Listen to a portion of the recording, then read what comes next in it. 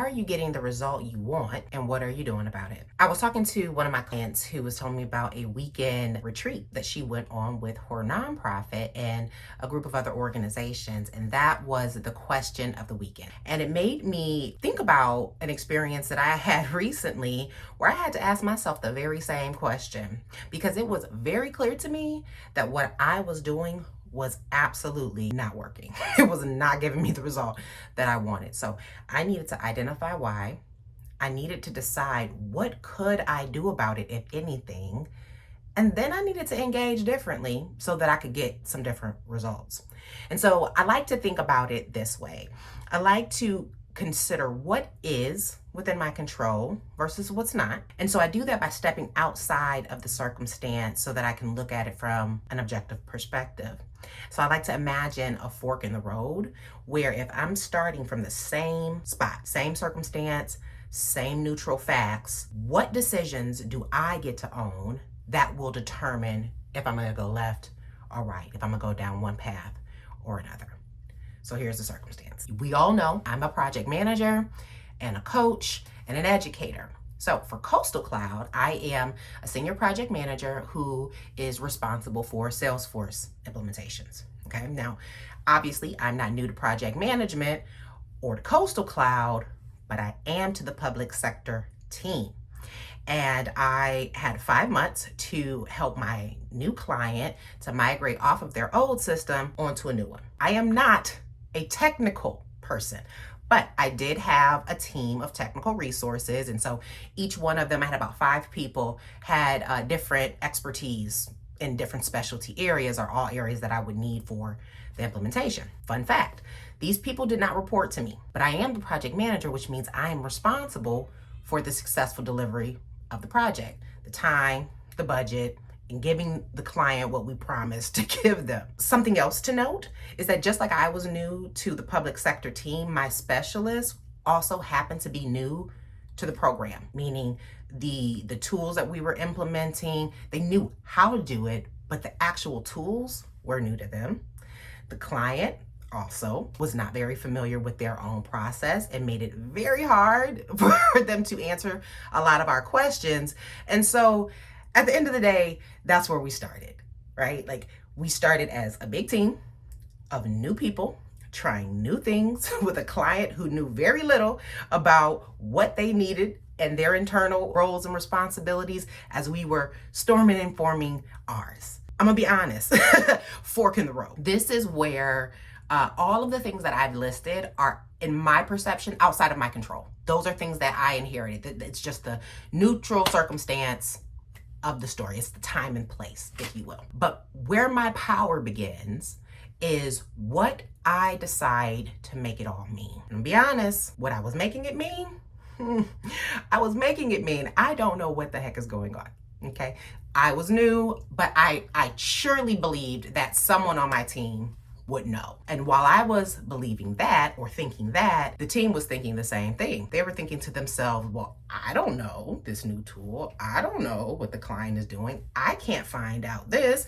I don't have access to this, which basically translated into, I can't do it. I'm not capable. And the more that story rotated around and came out of our mouths as a team, it ended up just eating time, because the entire time we're thinking, I don't know, translates to I'm not capable. And when we think those thoughts, I know I felt a lot of feelings. I felt confused. I felt frustrated. I know members of my team felt disjointed and unorganized, right? And at the end of the day, we just all felt a little helpless and overwhelmed in our different ways. I want to point out, though, no one actually communicates those feelings. I practice recognizing those feelings and calling them out, but that's not something that you just show up to work and your stand-up, you say, hey guys, I feel very disjointed right now. I'm feeling a little apathetic.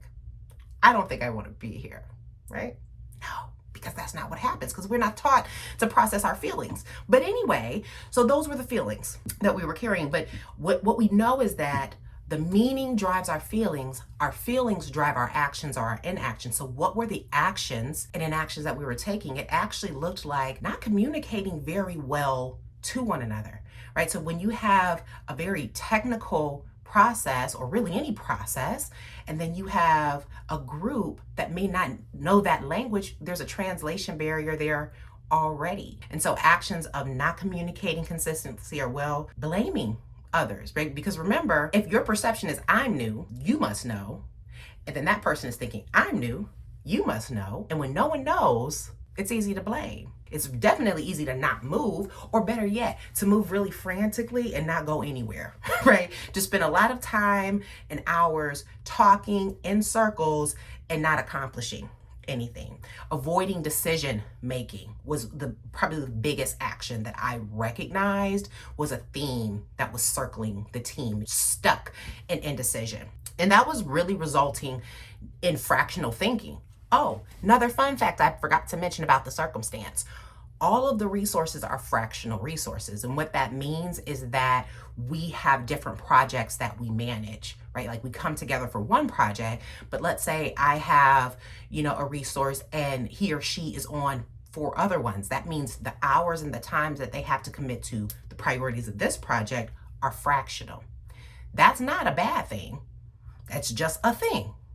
Now the result though, because of all of the meaning that was being assigned to it and all of the feelings that were fueling us into getting stuck, we actually were resulting in fractional thinking. We did not have a cohesive way of translating the solution, right? It was resulting in a lot of expended energy that, in my opinion, just wasn't well spent. It resulted in missed deadlines. It resulted in us not being able to really deliver in that moment, in the short term, what I knew we were capable of, because I had brilliant people on my team. And not to toot my own horn, but I know my stuff. You know what I'm saying? So the thing was, it just resulted in a lot of pressure and not the results that I wanted. And yeah, no. The answer to the question earlier is no, I was not getting what I wanted. And what was I doing about it? I was actually feeding it. I was not doing what I could do differently to get the different result. So if I step back, look at that same exact circumstance, same project manager over fractional resources with a new client, with new tools, with 5 months to execute, what would I like to make it mean? And I just had to make some new agreements. So my dad, bless his soul, he transitioned and he left me a book called The 4 Agreements. And I love this book because it's all highlighted and underlined, and it just feels like I'm reading it with him. But if you haven't read The 4 Agreements, it's basically the 4 decisions, the 4 agreements that we make that will literally shift what we produce. And so agreement number 1 was to be impeccable with your word. To me, that meant, okay, am I answering honestly about what I need? Am I being honest about the gaps that I'm seeing and what can be done to close them? The other agreement is don't take it personally. Babe, I was taking a lot of that personally. And I think that happens too, especially when you are a leader and you are not getting the result that you want. You make it mean I'm not capable. I'm not enough. I'm doing it wrong. As opposed to getting curious, which was the new agreement I decided to make. I said, you know what? I'm not going to be judgmental about myself or others. I'm going to get curious and really try to understand what is causing the fraction. The third agreement is don't make assumptions. I had to be willing to change the narrative, because a narrative of my client is a mess and my team is not mentally showing up is not a narrative that served them or me. That was a terrible narrative. And so what was the new narrative going to be? And then the fourth agreement was to always do my best. And I think that that's a real call for accountability and ownership, quite frankly, because we can say we're showing up every day and we're doing it, but was I really owning what was mine to own? And was I willing to release what wasn't? And so with a new paradigm, with a refreshed and recalibrated way of thinking, I realized that I felt some different feelings. I didn't feel helpless.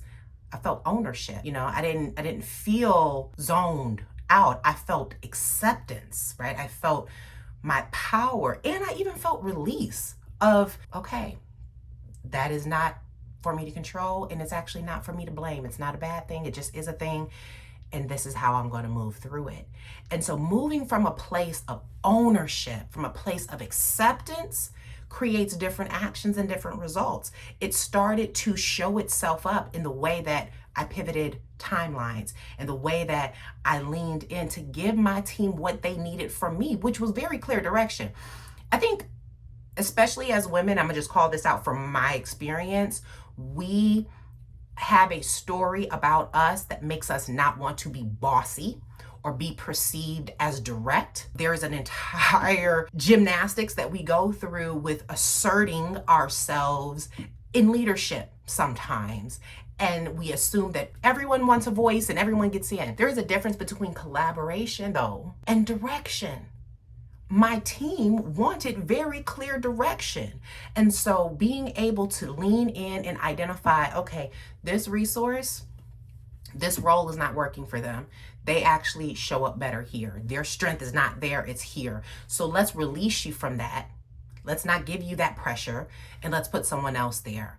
Oh, okay. You know what I mean? It's just the shifting of going from thinking I'm not a technical person to no, I'm gonna get it done person and a not die trying person. So I'm going to learn whatever I need to learn to make sure that when I'm asking the question, if I don't know, is it knowable? Can I know it? If I can know it, I'm going to go find out, period. And those changes, those actions create very different results. You know, we have more holistic solutioning. We're hitting our deadlines. We are putting out really quality work. You know, it's like we got through the forming and the storming and we're into norming and performing now, right? And the team dynamic is different in terms of how we're communicating openly, honestly. There's more visibility in terms of clear lanes and roles. And I gotta say that if the question is, are you getting the results you want and what are you doing about it? When I saw that I was not getting the results I wanted, I am the common denominator in any experience that I'm having. And so for me to be able to shift the experience and to change the result, I have to acknowledge what is not in my control and I have to take ownership of what is. Because there is value in decision making.